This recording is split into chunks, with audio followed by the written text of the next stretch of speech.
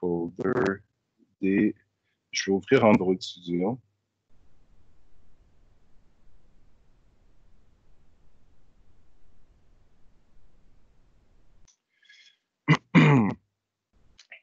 Ça devrait pas être long. Je vais ouvrir Android Studio et dans Android Studio, okay, ça va être plus long que je pensais.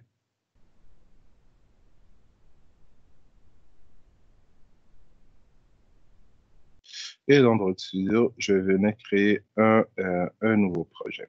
Donc, je vais prendre une activité vite comme d'habitude. Next, je vais donner un nom à mon application. Des mots. Je vais la mettre dans le dossier prévu à cet effet sur le bureau. Donc, c'est le dossier D que j'ai créé et qui n'est pas visé pour une raison. Voilà. Donc, voilà. Et voici le flip, le changement. Donc, habituellement, on crée des applications en Java. Ben, maintenant, on va venir choisir l'option Kotlin. Je fais Finish.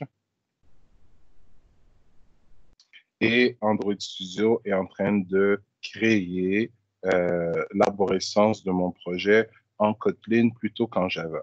Maintenant, le Kotlin roule absolument, mais absolument partout où le Java roule. Donc, et le Java roule pas mal partout. Donc, le Java roule sur absolument tous les systèmes d'exploitation. On peut faire du mobile, on peut faire du web, on peut faire du desktop, on peut faire de la base de données. Et pourquoi? Ben parce que peu importe la plateforme que je vise, il y a une machine virtuelle Java qui est capable de prendre le bytecode Java et le convertir dans les instructions propres à chaque système d'exploitation. Donc, le Kotlin a une syntaxe différente du Java. Par contre, il se compile en bytecode Java. Donc, partout où j'avais une machine virtuelle qui était capable d'interpréter du bytecode Java et de convertir en instruction spécifique à un système d'exploitation, la même machine virtuelle va être capable de prendre le bytecode qui est généré par un compilateur Kotlin et le transformer en les instructions natives pour un système d'exploitation en particulier. Donc, je vais laisser le projet finir de se créer. Ça ne devrait plus être trop long. Et pourquoi je vais ouvrir ce projet en Kotlin aujourd'hui avec vous? Ben, c'est pour vous montrer tout simplement que la structure du projet lui-même, que je sois en Kotlin ou que je sois en Java, ne change absolument pas. Donc, en Java, on avait notre interface usager qu'on créait dans un fichier de layout et on avait une classe, excusez-moi, qui héritait de App Compact Activity, qui était notre contrôleur, dans lequel on pouvait récupérer des références, des vues qui se trouvaient dans notre layout et utiliser leurs fonctions publiques, leurs getters, leurs setters pour les manipuler. Ben, c'est exactement le même processus en Kotlin. On va créer nos interfaces usagers dans des fichiers de layout. On va avoir des classes Kotlin et non pas Java qui héritent de App Compact Activity et on va pouvoir obtenir dans ces fameuses activités des références vers nos vues et les manipuler avec leur getter et leur setter. Donc, si on regarde, tout le monde voit mon écran? C'est bon? Ouais. Oui. Donc, si on regarde mon projet actuel, j'ai toujours le manifeste et le manifeste n'a absolument pas changé. On peut toujours venir déclarer exactement les mêmes voyons, excusez-moi, les mêmes permissions à l'intérieur. Je suis en Kotlin, on l'a bien vu tout à l'heure, mais regardez, mon dossier s'appelle toujours Java et mon fichier de ressources concerne toujours les mêmes sous-dossiers. La différence entre une classe Java et une classe Kotlin, c'est qu'une classe Java finit par .java et une classe Kotlin finit par .kt pour Kotlin. Mais regardez mon activité principale. Donc, si je regarde mon main activité, on sait que si on était en Java, on aurait eu un class main activity extend app compact activity. Et d'un coup d'œil expert de programmeur orienté objet que vous avez déjà, ben, on peut tout de suite extrapoler ici que l'héritage en Kotlin ben, se fait avec l'opérateur 2 points, comme on le fait en C#, par exemple. Et que on sait que quand on hérite normalement d'un parent, ben, on doit d'abord appeler le constructeur de l'enfant on doit d'abord appeler le constructeur du parent pour qu'il soit instancié avant de revenir construire l'enfant. Donc ici, on voit que c'est le constructeur de App Compact Activité qui a. Donc, je ne veux pas nécessairement couvrir toute la syntaxe de l'orienté objet du coding aujourd'hui. Ça va être le but du cours de vendredi, pas toute la syntaxe, mais donc comment déclarer des classes, des propriétés, des getters, des setters, comment implémenter le polymorphisme. C'est quelque chose qu'on va voir relativement rapidement. Pourquoi? Parce qu'on sait déjà comment le faire en C#, on sait déjà comment le faire en C++, on sait déjà comment le faire en Java. Donc, les concepts, ils sont déjà là. Tout ce qu'il faut voir, c'est la nouvelle syntaxe. Ce que je veux faire aujourd'hui, dans un premier temps, c'est vous montrer les similarités entre la structure d'un projet Kotlin et la structure d'un projet Java en Android.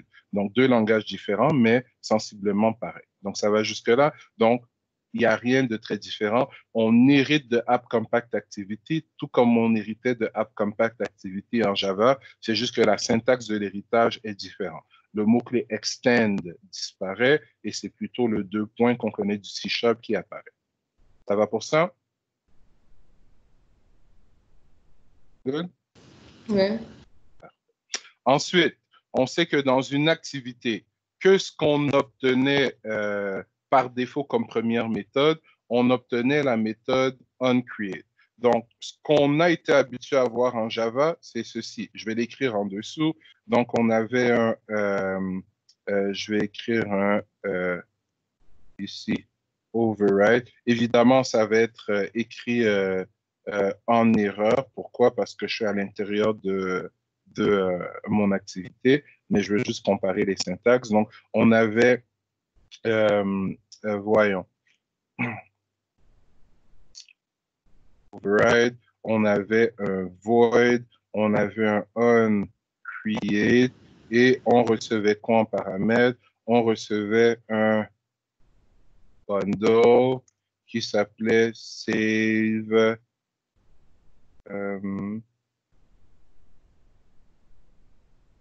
saved, excusez-moi. Instance.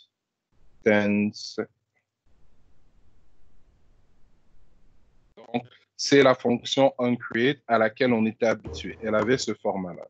Donc, si je regarde la déclaration de cette fonction Java qu'on connaît déjà et la déclaration d'une fonction Kotlin, ben, encore une fois, ben, on peut tirer des conclusions très, très rapidement. On peut conclure très rapidement que le mot-clé qui permet de spécifier qu'un bout de code est une fonction en Kotlin est le mot-clé fun. Donc, on s'en va ici vers le JavaScript où on devait écrire le mot function suivi du nom de fonction. Et quand une fonction ne retourne rien du tout, ben, en Java, on mettait void, tout comme en C#, tout comme en C++, alors qu'en Kotlin, on ne met absolument rien du tout. Ce qu'on va réaliser quand on va faire notre cours sur les fonctions, c'est que le type de retour d'une fonction Kotlin, on le place ici. On met 2 points et on met le type de retour qui peut être void, qui peut être integer, qui peut être un type d'objet quelconque. Donc, une fonction en Kotlin commence par le mot-clé void, suivi du nom de la fonction, suivi du paramètre ou de la liste de paramètres. Maintenant, tout le monde qui est ici a fait du VB, si je ne me trompe pas. Dans votre tendre enfance, on se souvient de son VB, c'est loin, hein? 2018. Donc, comme je répète, le Kotlin est un mélange des meilleures features de différents langages en réalité. Donc, je peux dire que en l'apprenant, déjà il y a quelques années, ben, j'ai reconnu des syntaxes qui étaient tirées du JavaScript, comme je le dis, du jQuery même, du C#, du Java, du ActionScript, donc qui était un langage orienté objet qui permettait de faire des animations Flash. Donc, c'est un nouveau langage donc, qui tire vraiment profit des meilleures pratiques de tous les langages orientés objets qui l'ont précédé. Donc, si on regarde la signature ici de la méthode, ben, elle est équivalente à la signature de ma méthode ici. Donc, en C#, en Java, en C++, on spécifie le type suivi du nom de variable qui doit correspondre à ce type. En Kotlin, on va spécifier le nom de la variable suivi du type, suivi de 2 points, suivi du type de données. Le point d'interrogation qui est ici vient exploiter un concept qui apparaît dans plusieurs langages de programmation dans leur nouvelle version, notamment en C#, en Java. On parle d'un type de données nullable. Donc, ici, on est en train de dire que ma variable save_instance_state peut contenir de l'information, mais elle peut aussi être nulle. C'est ce que le point d'interrogation veut dire. La même syntaxe existe en Java, le même concept existe en Java et en C#, mais avec des opérateurs différents. Donc, juste avec le petit squelette qui nous est donné, déjà, on peut dire qu'on connaît beaucoup de choses du Kotlin. On sait comment déclarer des paramètres qu'on va passer à une fonction. On sait à quoi ressemble le squelette d'une fonction, mais on sait quel est le symbole qui va représenter l'héritage. On sait qu'il y a des classes en Kotlin. On sait que les classes Kotlin se commencent par des accolades et se terminent par des accolades. On sait que les fonctions Kotlin se commencent par des accolades et se terminent par des accolades. On sait que les mêmes méthodes auxquelles on avait accès dans les classes Android en Java sont exactement les mêmes méthodes auxquelles on a accès dans les mêmes classes en Kotlin. Donc, mon setContentView et mon super qui est quoi? Qui me permet d'appeler une fonction qu'il y a dans mon parent qui est AppCompactActivity, quelle fonction? La fonction onCreate. Donc, on sait que les fonctions sont les mêmes quand on hérite d'un parent, qu'on soit en Kotlin ou qu'on soit en C#. Maintenant, la première chose qu'on apprend dans tout langage de programmation, évidemment, c'est déclarer des variables, déclarer des constantes, déclarer des fonctions, déclarer des structures de décision, déclarer des structures de répétition. Donc, je vais m'amuser un peu ici.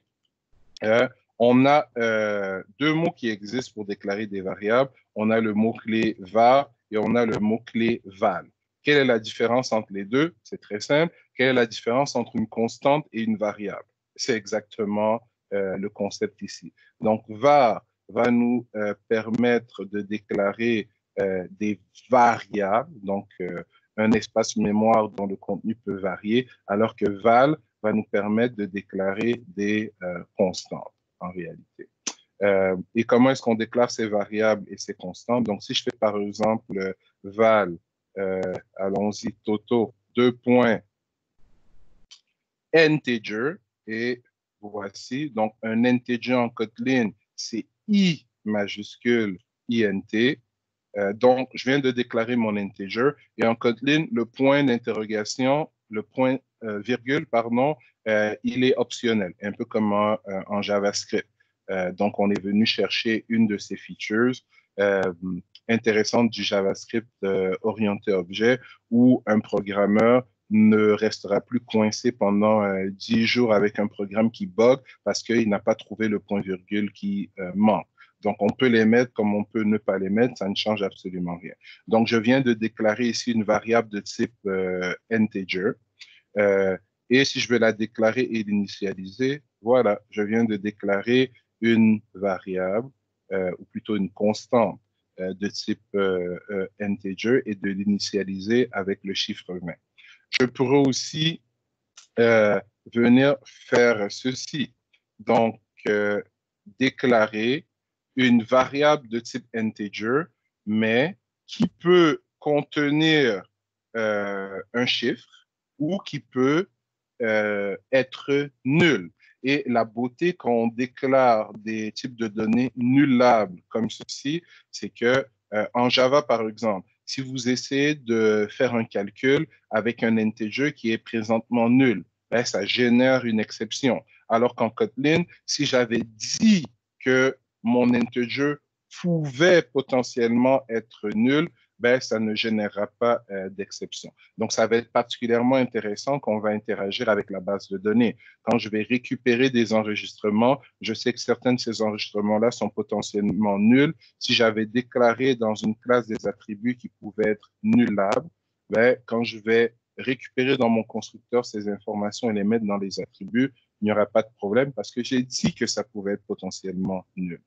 Donc, si je m'amuse à ouvrir le cheat sheet que je vous ai mis sur Teams, oui, il y avait une question, je crois. Oui, j'ai remarqué que la syntaxe de deux points et l'interrogation, ça ressemble beaucoup à l'opérateur conditionnel. Est-ce que ça va être mélangé ou est-ce qu'il y a une autre syntaxe pour lui?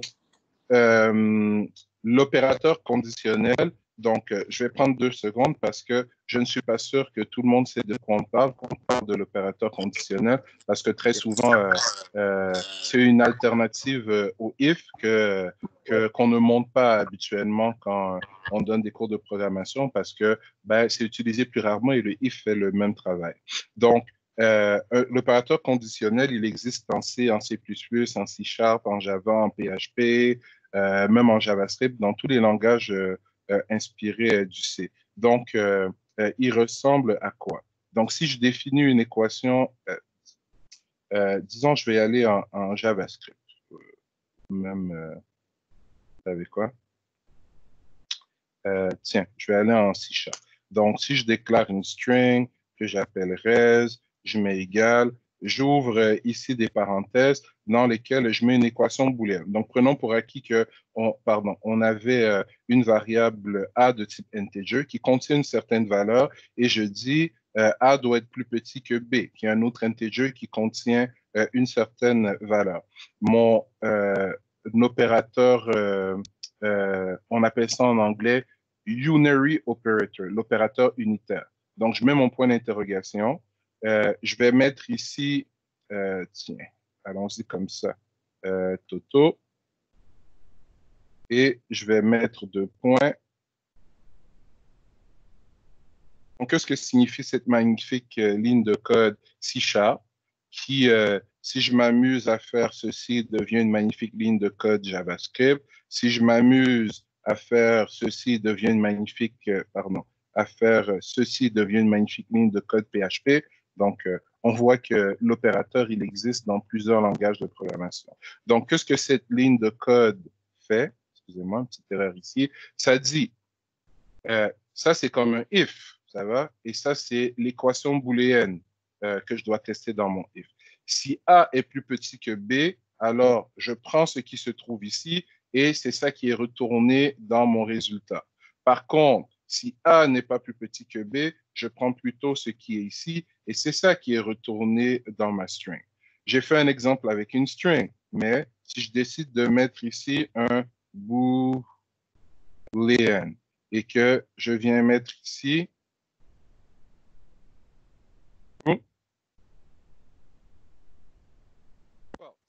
donc, qu'est-ce qui va se produire? C'est que si A est plus petit que B, res va être true, sinon res va être false. De la même façon, si je m'amuse à venir mettre un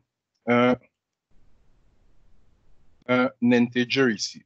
Donc, si A est plus petit que B, ben, moi, ce que je veux avoir, c'est, je ne sais pas moi, 10 dans res. Dans le cas contraire, c'est 25 que je vais avoir. Donc, est-ce qu'on est tous d'accord qu'on peut faire exactement la même chose avec un if?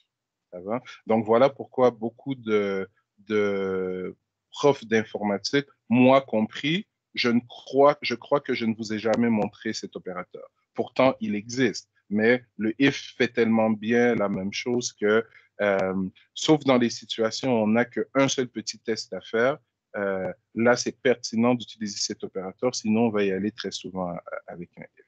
Donc oui, il peut avoir de la confusion entre l'opérateur unitaire et l'opérateur de nullabilité, je vais l'appeler comme ça, mais la confusion n'a pas vraiment lieu d'être. Pourquoi? Parce que cet opérateur en Kotlin, on l'utilise principalement lorsque, comme je l'ai montré dans mon exemple ici, on vient déclarer une variable. Donc, c'est plus ou moins le seul endroit où on va le trouver.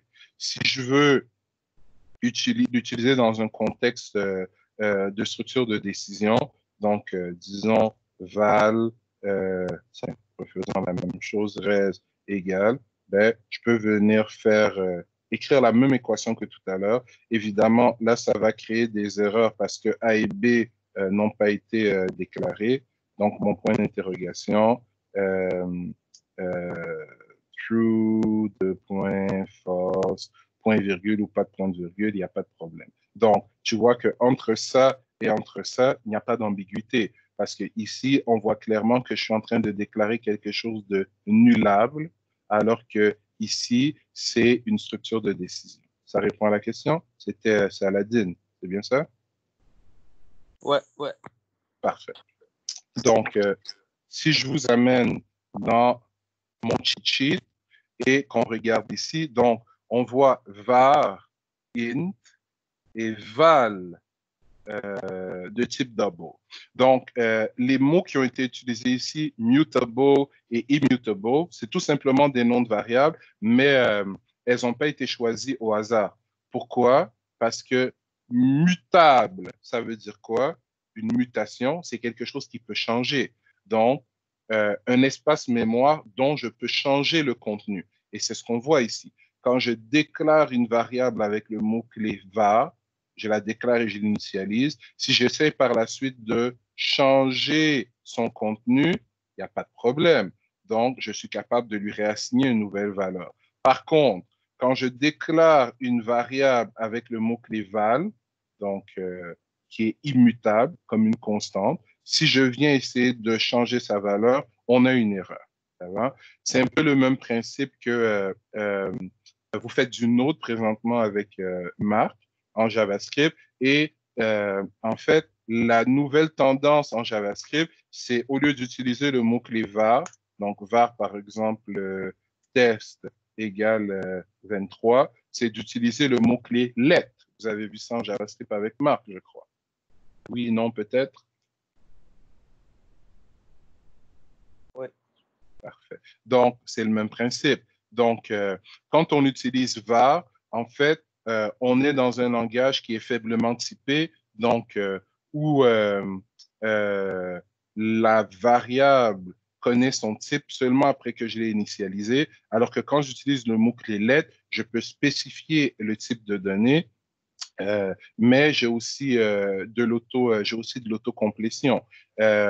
Quand en JavaScript, on utilise le mot-clé const, ben, qu'est-ce qu'on est en train de faire? On ne dit pas qu'on crée une constante dont on ne pourra pas modifier le contenu. On dit que ben, cette variable-là, on peut modifier son contenu, mais quand on utilise ce nom de variable, on fera toujours référence au même espace mémoire. Donc, il y a plusieurs de ces concepts du JavaScript qui ont été importés, si on veut, en Kotlin. Mais ce que je veux que vous reteniez ici, c'est qu'une variable déclarée avec var est l'équivalent d'une variable standard que vous connaissez, donc on peut modifier son contenu, alors qu'une variable déclarée avec val est l'équivalent d'une constante. Donc, une fois qu'on sait ça, ben, on ne va pas passer 50 heures à apprendre à déclarer des variables. Pourquoi? Parce que, bon, voici une variable de type integer, voici une variable de type double. Double, c'est avec un D majuscule. Voici une variable de type string. String, c'est avec un S majuscule. Voici une variable de type number. Donc, number qui représente un peu comme double représente les nombres réels. Number peut représenter à la fois les nombres entiers et les nombres réels. Donc, je déclare une variable de type number et j'initialise à, tiens, 23 par exemple. Avec ou sans point virgule, ça ne change absolument rien. Donc, on peut spécifier de manière explicite le type de données, mais je peux aussi faire la chose suivante. Donc, val toto, j'oublie le type de données, je mets égal 24. Donc, on se retrouve dans la même situation qu'en JavaScript où j'aurais pu utiliser le mot-clé var ou le mot-clé val, mais c'est en fonction de la valeur que j'ai ici qu'on va déterminer de manière dynamique l'information qui se trouve dans Toto. Donc, de la même façon, si je viens ici et je fais data, ben, ma variable est devenue une string. Donc, on peut travailler comme on était habitué de le faire en JavaScript quand ça nous arrange, mais moi, ce que je vais utiliser comme technique dans la majorité de mes démonstrations, ben, c'est d'y aller avec les déclarations et initialisation de variables fortement typées. Parce que on sait que le fait de déclarer un nom de variable et de l'initialiser sans nécessairement mettre directement le type, ben, c'est une des faiblesses du JavaScript. C'est une des choses qui fait qu'on peut tourner longtemps dans un code JavaScript sans trouver l'erreur. Donc, tout le monde a compris ici la différence entre var et val et qu'on peut déclarer une variable et connaître son type de manière et connaître son type de manière dynamique, c'est ce que je fais à la ligne 13, où on peut déclarer une variable et spécifier son type de manière statique. Ça va pour tout le monde? Donc, assez simple, je crois qu'on a déjà fait de la programmation orientée objet dans plusieurs langages. Donc, si je continue avec mon cheat sheet,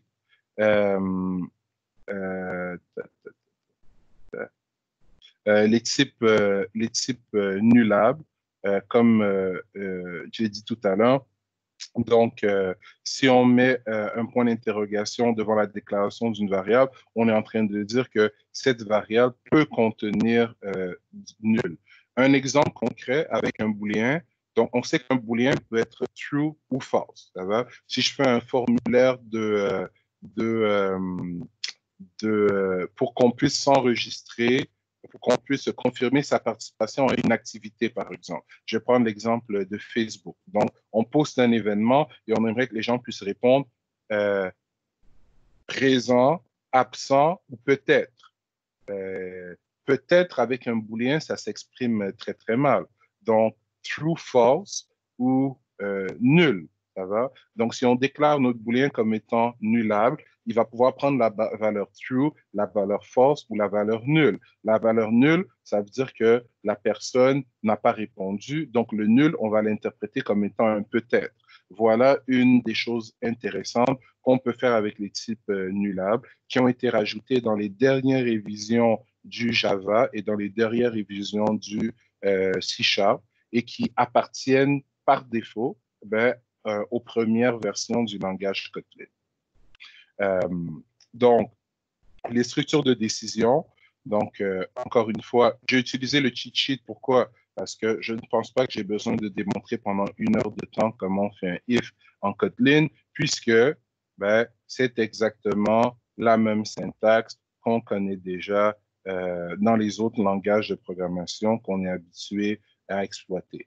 Les opérateurs logiques, donc, plus petit égale, plus petit ou égal, plus grand ou égal, différent d'eux, donc il y a le point d'exclamation égal, l'inverseur qui est le point d'exclamation, l'égalité qui est le double égal, donc le et qui est le double et, le ou qui est la double barre verticale, sont tous exactement les mêmes opérateurs en Kotlin. Donc, la boucle for, aucun problème, pardon. Le if, aucun problème, c'est exactement la même syntaxe, donc je ne passerai pas trop de temps dessus. If et les else if. On a ici une syntaxe modifiée du if-else qui nous permet directement de c'est équivalent à l'opérateur point d'interrogation qu'on avait tout à l'heure, l'opérateur unitaire. Donc, habituellement, qu'est-ce qu'on fait? Ben, on ferait quelque chose comme ceci en Java. Donc, on viendrait écrire if, je vais le refaire, a, laissez-moi faire mon exemple, donc disons int, int max a, int max virgule a virgule b point virgule, et je mettrais, disons, a égale 540, b égale 50, et on irait comme ceci, if a plus petit que b, ça veut dire quoi? On viendrait ici à l'intérieur faire un max égale b, else,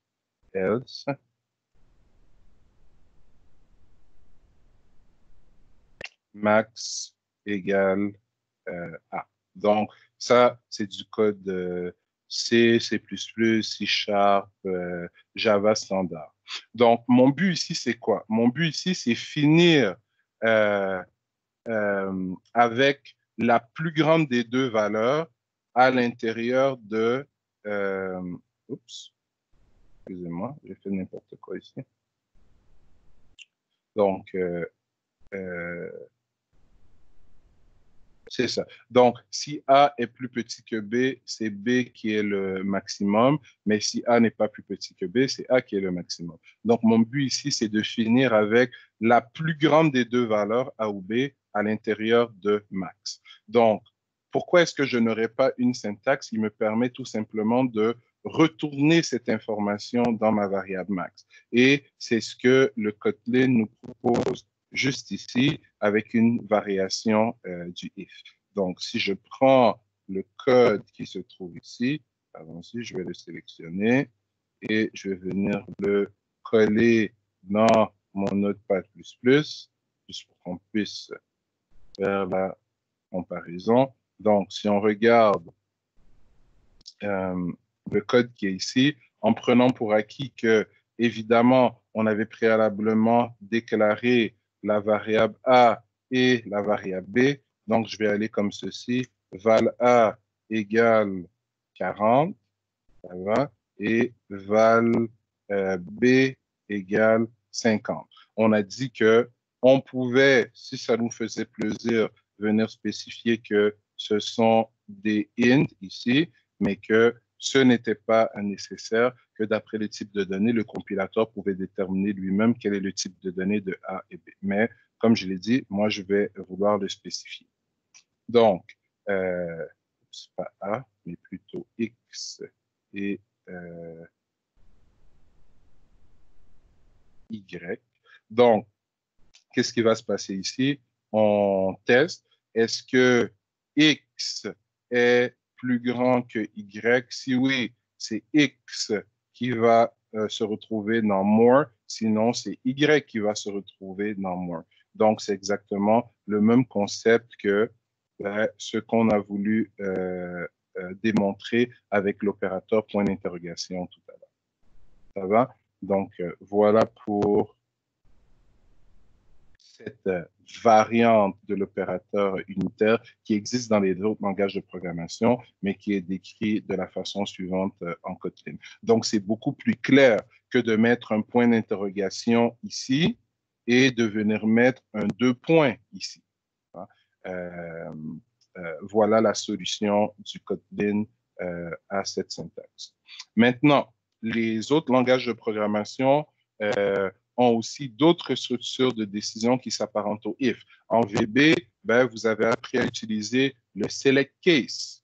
Ça va? Select case and select, où on avait différents cases. En C, C++, C Sharp, Java, JavaScript, on a le switch. Donc, voici l'équivalent du switch, l'expression when.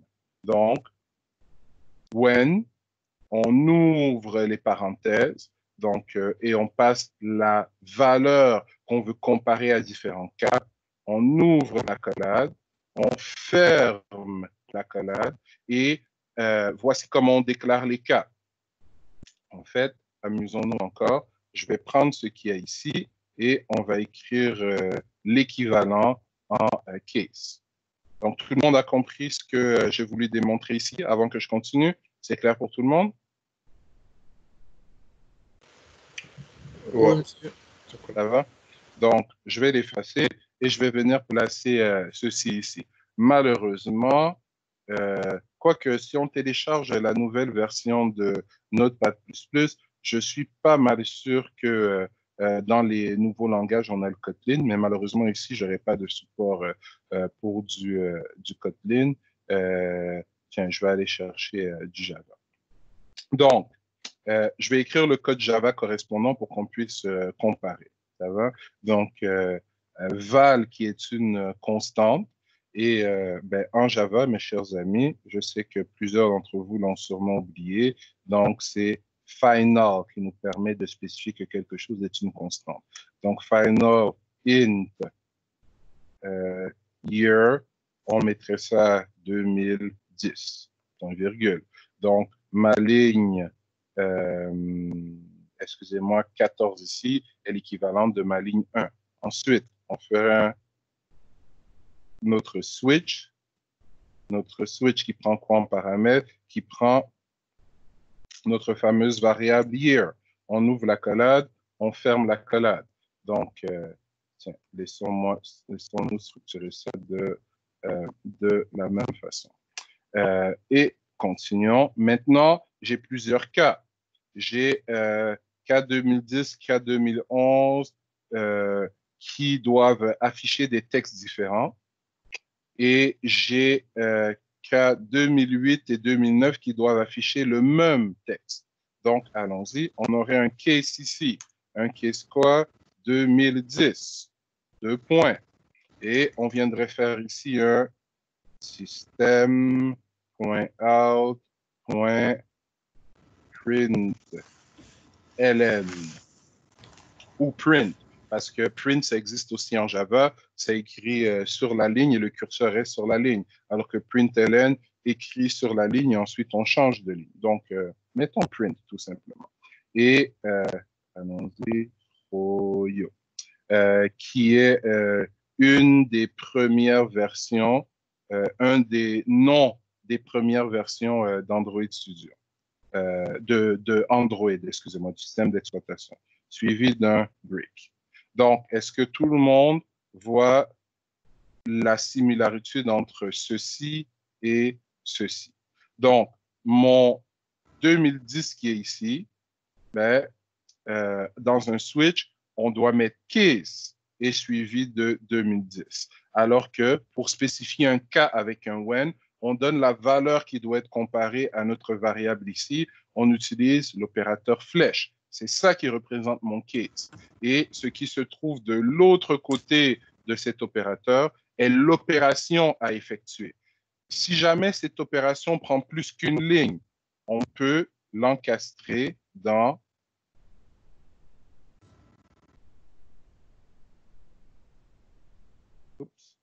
une accolade ici. Ça va? Donc, moi, présentement, dans mon code, tout ce que je voulais faire, c'est exécuter une ligne. Mais si j'avais 10 lignes à exécuter ici, ben, je peux créer une paire d'accolades et c'est cette paire d'accolades qui est l'équivalent des 10 lignes potentielles que j'aurais pu vouloir faire entre mes 2 points et mon break. Donc, la syntaxe est différente, mais le concept est exactement le même. Mais vous allez remarquer très rapidement que le when du Kotlin est beaucoup plus puissant que le switch des autres langages de programmation. Pourquoi? Donc, si je continue, donc je vais me débarrasser de ceci. Donc, je vais continuer. Je vais faire mon case 2000. Ça va. Voici mon case 2011. Donc, jusqu'à là, pas de problème. Et on est rendu ici avec Ice Cream Sandwich. Donc, Ice Cream Sandwich. Bingo. Et maintenant, ce que ça me dit, c'est que pour 2008 et 2009, donc si dans year, j'ai la valeur 2008 ou 2009, dans les deux cas, je veux afficher the early years. Le VB réglait ce problème, non? On se souvient? Le VB me permettait de tester une plage à l'intérieur d'un select case, alors que les autres langages ne me le permettaient pas. Donc, on a ici une première manière et une deuxième manière de prendre la variable qui est là et de la tester par rapport à une plage de valeurs. Donc, si j'ai deux valeurs, donc si year vaut 2009 ou 2010 ou encore 2003, donc je peux mettre autant de valeurs séparées par des virgules ici. Donc, dès que year vaut n'importe laquelle de ces valeurs, ben, on va exécuter le code qui se trouve ici. Mais si j'ai 50 valeurs qui peuvent générer le même code, je ne vais pas m'amuser à faire des virgules ici 50 fois. Donc, l'alternative, c'est quoi? On utilise l'opérateur in et on définit la plage. Le début de la plage suivi de 2 points et l'extrémité de la plage. Le début et la fin étant inclus dans la fameuse plage.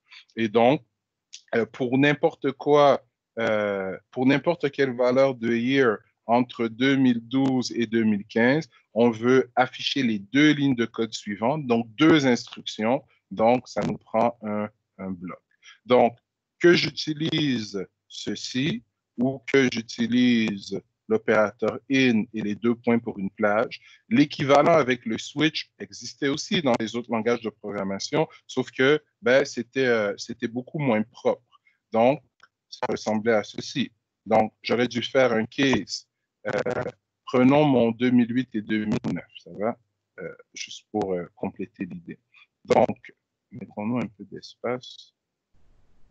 Donc, j'aurais dû faire un case 2008, deux points, sans faire de break, faire un case 2009, deux points, et dans le case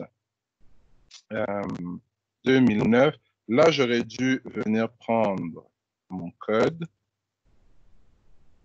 comme ceci, première fois, deuxième fois, on va juste changer le texte qui est à l'intérieur. Donc, ici. Ah, oups, excusez-moi. Donc, pour 2008 et pour 2009, on veut afficher exactement le même code. Donc, je vais faire ceci. Boom. Et je vais faire cela. Ça va? Donc, et c'est ici que je vais mettre mon bleu. Voilà. B-R-E-A-K. Donc, c'est ici que je vais venir placer mon break. Donc, on s'entend que c'est beaucoup plus long et beaucoup plus lourd écrire ça que tout simplement lister les différents cas séparés par des virgules pour lesquels je veux afficher ceci. Et si j'ai une plage qui incrémente par 1, ben, c'est beaucoup plus rapide de venir utiliser l'opérateur in et les deux points pour spécifier la plage et l'instruction ou les instructions qui sont les mêmes pour toute cette plage que de continuer à venir mettre des cases ici sans break. Donc, est-ce que tout le monde comprend bien la comparaison entre le switch et le when? Ça va? C'est clair pour tout le monde?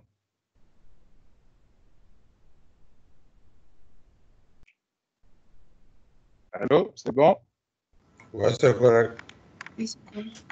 Maintenant, dans un switch, on a aussi une clause par défaut. Ça va? Donc, si year ne correspond à aucun de nos cas, on a un cas de défaut ici d'habitude. Donc, ce cas de défaut, ben, c'est le else qu'on vient mettre à la fin. Donc, else suivi de l'opérateur flèche. Donc, encore une fois, si j'ai un code, une application complète qui est déjà codée en Java et que je vais la convertir en Kotlin, ben c'est très facile. Partout où j'ai des switch, je peux les remplacer en Kotlin par des if, else, if ou l'équivalent direct, un when. L'autre particularité du when, c'est que mon when, si je le désire, il peut aussi me retourner de l'information. Si je regarde l'exemple qui se trouve ici, on voit qu'on déclare une variable. Il y a égal, il y a le when. Donc, si l'année correspond à 2010, Froyo va nous être retourné dans la variable qui se trouve ici. Si l'année correspond à 2011, Ice Cream Sandwich va nous être retourné directement dans la variable qui se trouve ici. Alors qu'avec un switch, il aurait fallu que j'ai une variable ici, réponse, et que dans chaque case, je viens d'initialiser avec une valeur différente. Donc, voilà une autre situation dans laquelle le Kotlin nous permet de simplifier certaines opérations qu'on faisait de manière standard là, en programmation. Ça va pour ça? C'est bon? Donc, je pense que c'est assez simple à ce stade-là. Je vais sauter les connexions pour aujourd'hui parce que ce qui m'intéressait aujourd'hui, c'était la déclaration des variables, les structures de décision et les structures de répétition. Donc, si je regarde mes structures de répétition, on a la boucle for, qui en réalité ici est une boucle for each, ou l'équivalent du enhanced for loop qu'on connaît en C#. Donc, si je fais la comparaison, encore une fois, et je passe ces notions rapidement. Pourquoi? Parce que c'est très similaire à ce qu'on sait déjà faire, et j'aimerais en réalité que vous vous amusiez à prendre les différentes syntaxes qu'il y a dans ce cheat sheet et que vous les testiez, que vous vous amusiez à venir les coder ici dans Android Studio et avoir le résultat. Donc, nous, ce qu'on est habitué, si j'ai un tableau, par exemple, de string, si j'étais en C#, je ferais quelque chose comme for each string element in, si mon tableau s'appelait tab, et ici à l'intérieur, on pourrait aller utiliser la variable élément pour afficher, récupérer, peu importe, modifier chacune des strings. En Java, l'équivalent, c'est for. On va spécifier le type de données, donc string element, tab. Donc, différent mais semblable. Et en Kotlin, voilà. Donc, for items in list or set. Donc, list or set ici, c'est une variable qui peut être un tableau, une array list, une liste, les mêmes types de données, les mêmes types de tableaux statiques ou dynamiques qu'on connaît déjà existent en Kotlin. On verra comment les déclarer en temps et lieu, quoique on a une petite explication déjà dans le cheat sheet. Mais je ne veux pas prendre le temps de dire voici comment on déclare une array list, voici comment on déclare une liste. Quand on va les exploiter, ça va plutôt être dans une histoire, dans un programme, dans un projet. Donc, je vais juste écrire ici tab. Ça va? Et je n'ai pas besoin de spécifier le type de données. Si c'est des integers, item va être de type integer. Si c'est des strings, item va être de type string. Donc, encore une fois, pas très, très, très différent. Vous êtes en train de faire du Node avec Marc. Dans un des documents que j'avais monté, que Marc a sûrement révisé pour le cours de nouvelles technologies, vous faites de la gestion de formulaire où votre script côté serveur Node, donc en JavaScript, envoie des objets JSON ou des tableaux d'objets JSON à un fichier EGS. Le fichier EGS qui joue un peu le même rôle que un fichier .cshtml en ASP MVC. Et donc, on veut, ou d'un JSP en web, en Java. Donc, on veut itérer à travers ce tableau d'objets pour construire quelque chose dans notre interface usager. Donc, en JavaScript, on a une syntaxe qui est très similaire à ceci. Donc, on donne une clé, on donne une valeur. Donc, une map, c'est une type de collection qui contient quoi? Qui contient une clé et à chaque clé, on associe une valeur. Donc, quand en JSP, on met des informations dans la session, par exemple, ou dans un request, ou quand ASP ou en PHP, on met des informations dans la session. La session est une espèce de map, donc un tableau associatif. Donc, on a une clé et on utilise cette clé pour récupérer une valeur. Le tableau $_post est une espèce de map. Donc, si j'ai une map qui contient plusieurs clés et à chacune des clés, j'ai des valeurs associées, donc, qu'est-ce que je fais? Avec cette version du for, ben, pour chaque paire de clés valeurs qui se trouve dans ma map, ben, je vais récupérer la clé et je vais récupérer la valeur. Et donc, je vais pouvoir afficher la combinaison ou modifier la combinaison. Donc, c'est très puissant comme langage en termes de structure de décision et de répétition. Si je regarde les variations, encore une fois, de la boucle for qu'il y a ici, donc je vais les copier et on va les étudier individuellement. Donc, continuons. Notre for standard des langages de programmation qu'on connaît. Donc, c'est for int, i égale par exemple 0, point virgule, tant que i est plus petit ou égal, disons à 10, point virgule, i plus plus. Ça va? Donc, qu'on soit en C, en C++, en C Sharp, en Java, en JavaScript, c'est la même syntaxe. Donc, regardons quelques petites alternatives. Donc, faisons un peu d'espace. Et vous savez quoi? Amusons-nous un peu. Je vais faire un trait ici pour cacher le Kotlin. Je vais faire un autre trait ici. Est-ce qu'on se souvient de comment faire une boucle for en VB pour 5 points bonus pour la session? Une boucle for en VB qui va de 0 à 10. On écrivait ça comment? C'était la loop, je pense, for loop and Donc, ça commence par for. Oui. C'est une boucle for next, déjà là, en VB.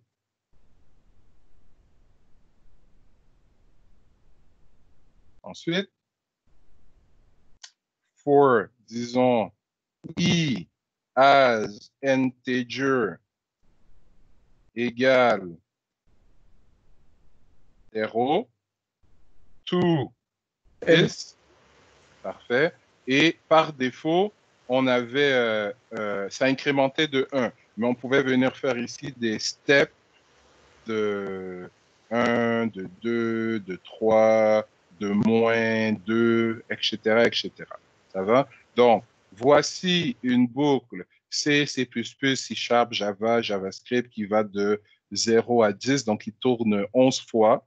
Voici l'équivalent en VB et regardez en Kotlin. Donc, moi, je sais que mon compteur de boucle, c'est I et que je veux que I prenne les valeurs successivement de 0 à 10. Donc, voici notre fameux opérateur de range, de plage. Donc, 0, le début de ma plage, 2.10, la fin de ma plage. Et à l'intérieur de ça, je peux itérer à travers un tableau, je peux faire ce que je veux. Une autre manière, donc ici, donc I in 0 until 10. Donc, si on le lit, ça dit exactement la même chose. Je veux que I soit compris entre 1 à 10. Donc, à chaque passage dans le corps de la boucle, I va prendre une nouvelle valeur en allant vers le haut. Si je veux faire ici un step de 2, par exemple, ça va? C'est comme ça qu'on faisait ça en VB. L'équivalent ici, ce serait de faire plus égale 2. Ben, en Kotlin, donc, I in 1 jusqu'à 10 avec des steps de 2. Ça va? Donc, si je voulais faire une boucle qui décrémente, donc, j'irai ici à 10, j'irai ici à 0, je ferais des steps de moins 1. Ici, on commencerait à 10 tant qu'on est plutôt plus grand ou égal à 0 et on ferait moins i. Et donc, ici, ben, on va de 10 à 1, ou plutôt de 10 à 0, si je veux respecter mon... Oups. Pas besoin. Donc, oui, de 10 à 0, donc en faisant down to. Ou je pourrais venir modifier ceci, de dire que je veux aller de 10 à 0 en faisant des steps de moins 1. Donc, vous voyez la flexibilité que le langage nous donne. J'ai plusieurs manières d'effectuer exactement la même boucle. Ça va? Mais l'opérateur ici de range est, je crois bien, un des plus populaires en Kotlin. Il est très, très, très pratique. Non seulement dans les for, mais aussi dans les when, comme on a vu tout à l'heure, pour déclarer une certaine plage. C'est clair pour tout le monde jusque-là. Évidemment, je ne m'attends pas à ce que vous reteniez tout ça par cœur aujourd'hui. Voilà pourquoi je vous ai donné une cheat sheet. Parce que comme je vous l'ai toujours dit, qu'on maîtrise bien un langage de programmation, pour en apprendre un autre, ben, 80% de la syntaxe est exactement la même, avec des petites variantes. Tout ce qui est différent des fois, c'est la syntaxe de l'orienté objet et des petites particularités. Donc, avec ce cheat sheet, ça va vous permettre d'apprendre rapidement ces syntaxes-là. La boucle while, c'est standard. C'est la syntaxe qu'on connaît déjà, donc je ne vais pas passer trop de temps là-dessus. La boucle do while, qu'on connaît déjà aussi, à la seule différence que dans les autres langages, ça prend un point-virgule ici à la fin, alors que en Kotlin, ce n'est pas nécessaire. La déclaration des fonctions, on va zoomer. Déclaration des fonctions, comme on l'a vu tout à l'heure dans le squelette d'Android Studio, ben, fun au lieu de fonction, function comme en JavaScript, on donne le nom de notre fonction. Si elle ne reçoit pas de paramètres, ça prend quand même les parenthèses. Si elle n'a pas de type de retour, on peut mettre quelque chose, deux points void, mais ce n'est pas obligatoire. Si je reçois un paramètre, ben, je donne son nom, je donne son type. Et comme avec le JavaScript, cet exemple-ci est intéressant, donc je vais le sélectionner pour faire la comparaison avec le JavaScript ou même le PHP ou autre langage où on doit faire de la concaténation. Donc, si j'étais en JavaScript ou même en PHP, dans function, vous savez quoi, je vais d'abord coller celle-ci. OK. Donc, function, je suis en JavaScript, gardons ça en tête. Function, c'est hello. Donc, on aurait name tout simplement parce qu'en JavaScript, on ne spécifie pas le type. Et à l'intérieur ici, ben, je ferai un alerte qui serait l'équivalent. Et je viendrai mettre hello, virgule. Je ferai ceci et je viendrai faire de la concaténation pour mettre name. Ça va? Par contre, en Node, je crois que si ce n'est pas encore fait, vous allez le voir bientôt, mais tout comme en PHP, on est capable à l'intérieur d'une string de venir placer le nom d'une variable, mais que ce nom de variable soit évalué. Tout le monde comprend ce que je suis en train de dire? Donc, au lieu, regardez, j'ai name ici, c'est le même name que je veux faire apparaître, le contenu de cette variable. Mais en mettant le signe $, devant, ça me permet d'évaluer le contenu de la variable et non de la considérer comme étant une string. Donc, ce n'est pas hello $name qui va apparaître, mais bien hello virgule avec le contenu de name. Donc, on a une syntaxe similaire en PHP. Donc, soit on utilise des doubles guillemets, soit on utilise des guillemets simples. Donc, c'est des doubles guillemets, si je me rappelle bien, en PHP, qui permet de mettre une variable à l'intérieur d'une string et de l'évaluer correctement. Ce qu'il y a de plus intéressant encore avec l'opérateur $ en Kotlin, c'est que si j'ouvre une parenthèse, ici, non seulement ça évalue ce qui est à l'intérieur de la parenthèse qui est précédé par le dollar, mais en plus, je peux venir faire des opérations là-dedans. Je peux venir rajouter la string Toto. Donc, tout ce qui est à l'intérieur de la parenthèse qui est précédé par le dollar est évalué comme étant une seule même expression. Donc, si j'avais des integers ici, donc une variable A et B, je pourrais faire une addition et cette addition serait automatiquement insérée à l'intérieur de ma string sans que j'ai besoin de faire de conversion. C'est très puissant. Donc, une fonction qui reçoit un paramètre, mais je peux donner une valeur par défaut à ce paramètre. On sait comment faire ça en C, en C++, en C#, en VB et maintenant en Kotlin. Et on n'a pas l'équivalent en JavaScript si je ne me trompe pas. Donc, une fonction qui reçoit trois paramètres. Deux des paramètres ont des valeurs par défaut, un des paramètres n'en a pas. Bref, on se retrouve très rapidement dans ces exemples.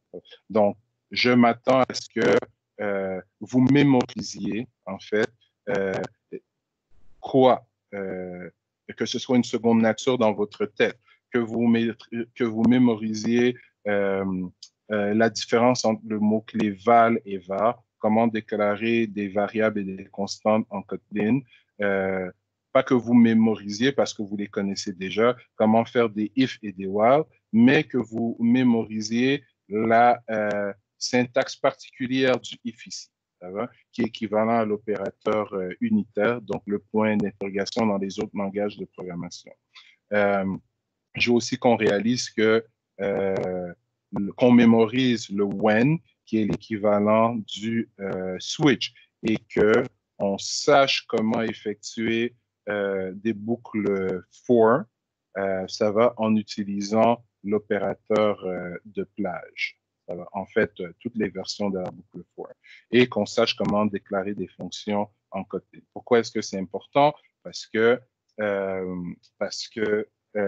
lorsqu'on va faire notre cours sur la syntaxe orientée objet du Kotlin la semaine prochaine, je vais déclarer des classes. Dans cette classe, on aura des fonctions, des variables, des sociaux de décision. Donc, je vais rouler. Je vais me concentrer sur la déclaration de classes, le polymorphisme, les getters, les setters. Il ne faut pas que vous soyez traumatisés parce que j'ai déclaré une variable alors que vous n'avez pas en Kotlin, alors que vous n'avez pas appris comment déclarer des variables en Kotlin, ou parce que j'ai écrit un when alors que vous êtes habitué